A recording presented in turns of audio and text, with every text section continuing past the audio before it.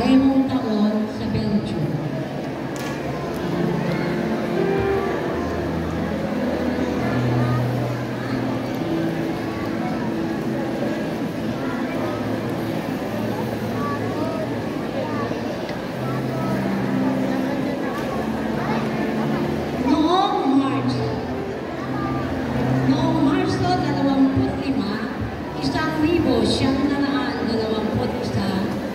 Ipinanganak si Mariette Bego, panganay sa 7 magkakapatid.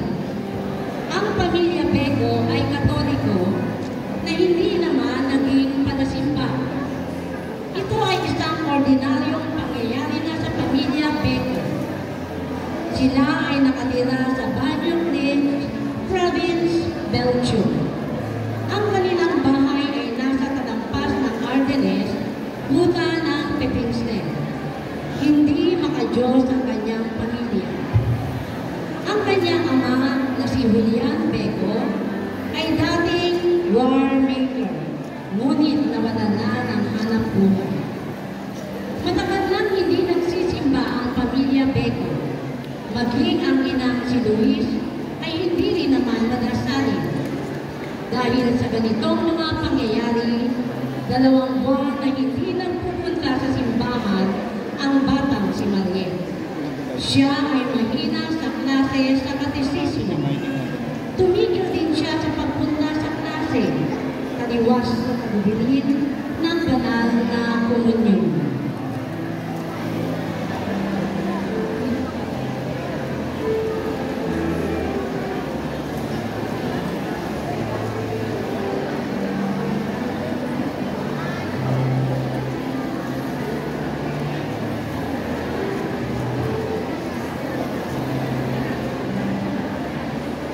Enero 15, 1933, Linggo, ang unang pagpapakita. Mula sa durungawa ng tahanan ng pamilya Bego, may nabanaag ang 11 taong gulang na si Mariette. Subalit, iniisip niya na ito ay maaaring refleksyon na nagmumula sa kanilang lamparan. Tinignan maigi ni Mariette kung ano ang nababanaag mula sa kanilang durungawan. Nakita niya ang isang maganda at nagniningning na babae na may rosaryo sa kanyang kamay. Nakasuot ng mahabang puting gown na may asul na sash. Siya ay nakayapak sa niebe na kapwat mukhang hindi naman siya nilalamig. Tinawag ni Mariette ang kanyang ina upang tingnan ito. Ngunit sinabi sa kanya nito na nababaliw lang siya. Humingi siya ng pahintukot na lumabas ng bahay. Subalit, pinagbawalan siya at sinabing ikandado nito ang pinto.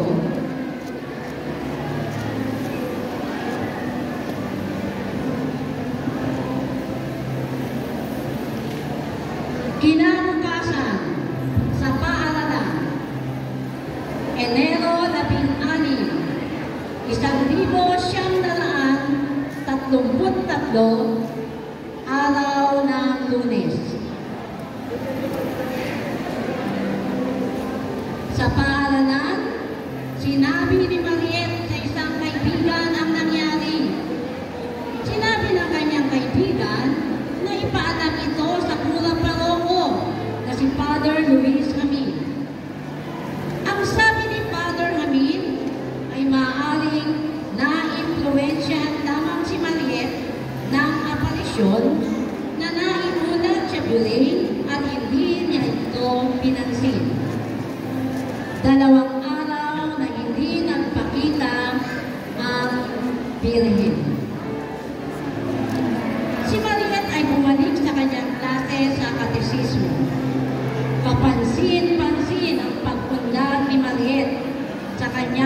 salin sa katisismo na ikinamangha ni Father Hamid. Kaya, inikayat niya ang batang babae na manalangin sa Our Lady para sa patnubay.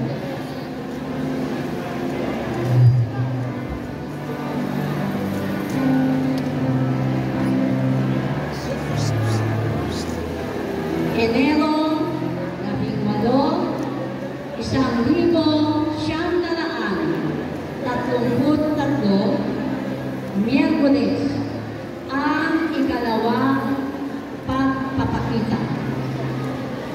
Ganap na ikapito ng gabi na nagmamadaling pumunta si Mariet sa bakuran ng kanilang bahay. Lumuhod at tahimik na nanalangin. Nakita siya ng kanyang ama at nanibago sa di karaniwang gawin ng kanyang anak. Nakakita si Mariel ng maliwanag na bolang palaki ng palaki na dumadaan sa puno ng pino hanggang sa paghugis birhen. Ang birhen ay nagpakita na may layong isang yata mula sa kanya. Ito ay puspos ng liwanag. Nag-alala ang kanyang ama, kaya tumawag ito ng kapitbahay upang tingnan kung ano ang nakikita ni Mariet. Ngunit wala silang nakikita. Sumigaw si Mariet ng malakas at sinabi, "Tinatawag niya ako." Tumayo siya at mabilis na tumakbo sa direksyon papuntang kalsada. Napahinto siya.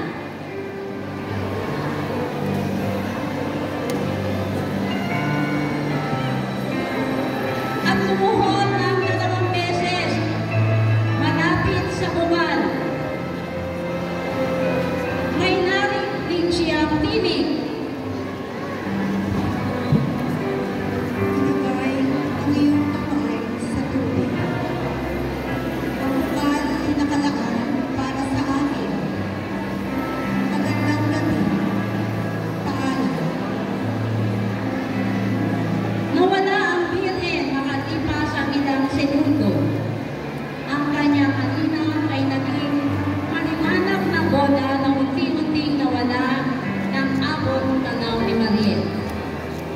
Bandang alas 10.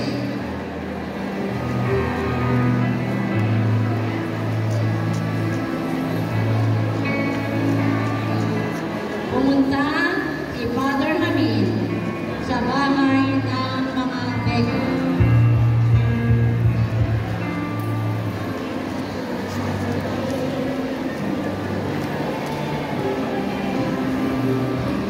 Nagulat siya sa salaysay ni Julian. Sinabi nito, magbabalik loob ito, pupunta sa isa at mangungumpisa.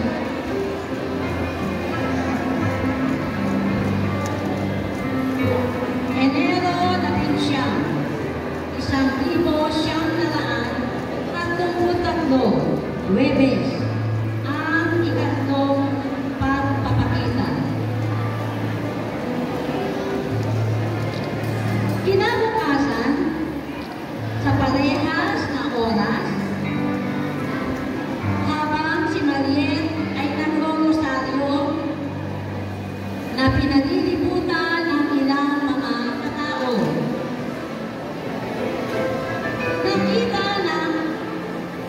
Nakita niya ang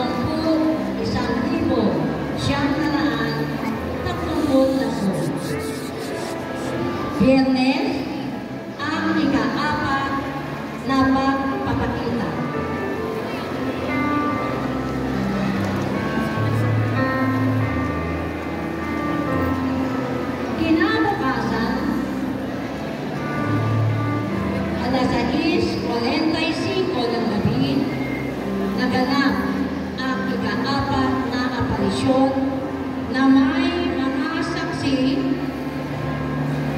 kasama si Father Hamid at ang dalawang mamamahayag. Sa aparisyon na ito, humiling ang Birhen. Gusto ko na isang maliit na kapatid. Ipinabaw ng mahal na Birhen ang kanyang kamay kay Mariet at nilagyan ng tanda ng krus ang kanyang noo. Nawalan ng malay si Mariet.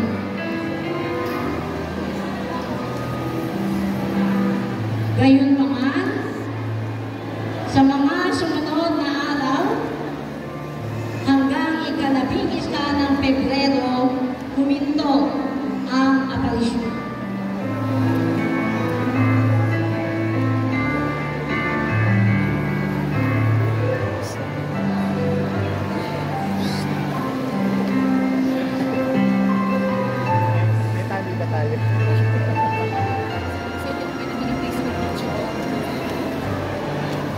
Pinagtatawanan si Mariet, nakiinan, at tinawag siyang Saint Bernadette.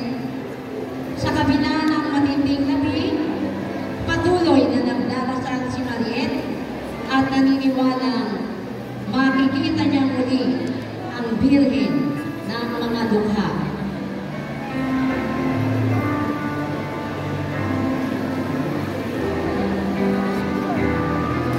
Pebrero 11, 1933, Sabado, ang ikalimang pagpapakita.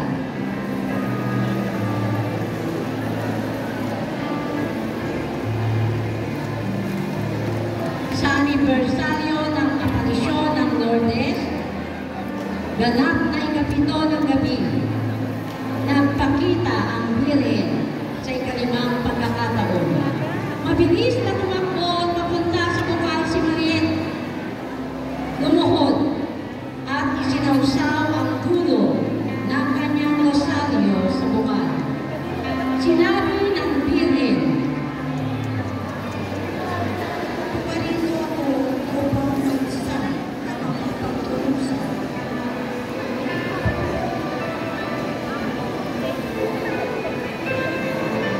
kinabukasan, tumanggap ng unang komunyon si Mariet mula kay Father Hamid.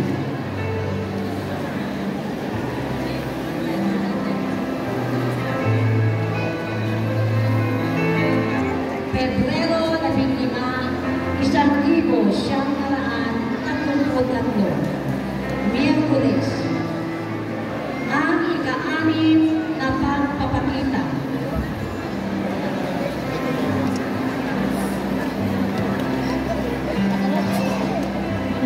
Ang Birhen ay nagpakita muli sa ika-anim na pagkakataon. Habang si Mariet ay nag-rosaryo, kasama ang kanyang ina at mga kaibigan. Humingi ng tanda si Mariet. Subalit, hinikayat lamang siya ng Birhen at sinabi nito, "Maniwala ka sa akin at maniniwala ko sa iyo. Manalangin ang lubos. Mana."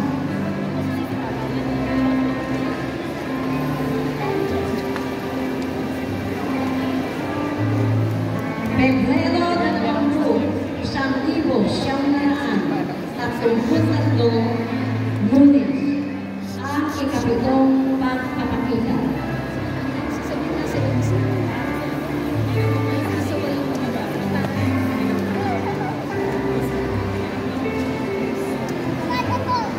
Habang nagdarasal si Mariet, muling nagpakita ang Birhen sa ikapitong pagkakataon. Hinikayat siya at sinabing, "Mahal ko, anak.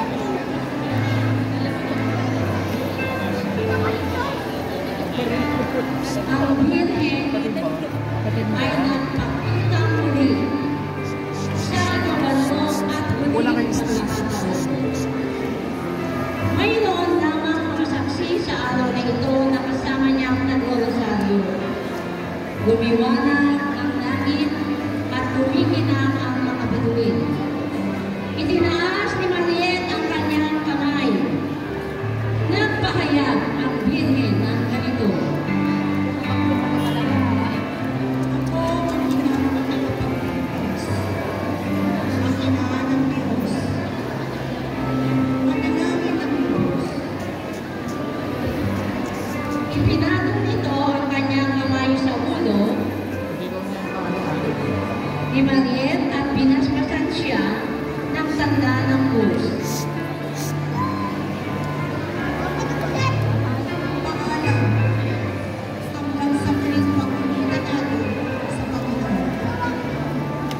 At si Mariet ay yumuko sa lupa na humihigpit. Naunawaan niya ito ang muling pagpapakita ng Birhen sa kanya. Punta kayo dyan.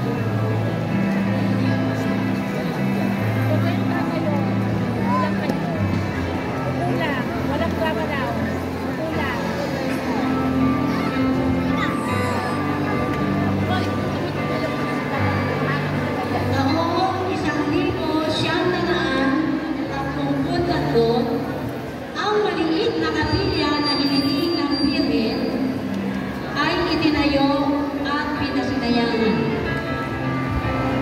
Marso 11, 1935, sinimulan ng Episcopal Commission ang pag-iimbestiga sa pamumuno ni Monsignor Erox, Director ng Diocese. 73 katao ang nakatotoo sa ilalim ng panunumpa. Pebrero 18, 1937, natapos ng Episcopal Commission ang kanilang ginawa. At ang buong fight ay may 428 pahina at 21 dagdag na dokumento. Ibinagana ng Diocese of Lake Charles Bishop ng Brussels Medellin na dinala naman sa Roma. Enero 2, 1942, ang Holy Office ay nagbigay ng kalayaan sa mga bishop na husgahan ang di karaniwang pangyayari nito. Kaya, noong Mayo 1942, si Bishop Kerkhoff ng Belgium ang nag-aproba ng venerasyon ni Mama Mary sa titulo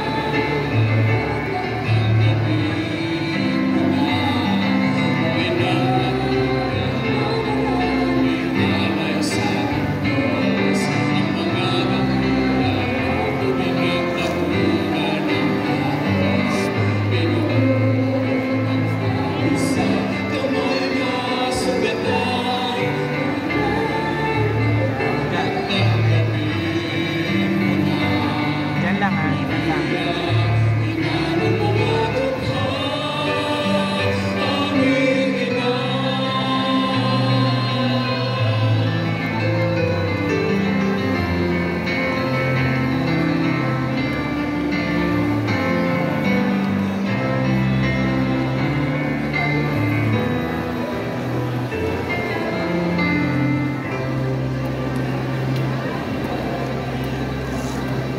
Okay, palakpakan po natin ang SRC.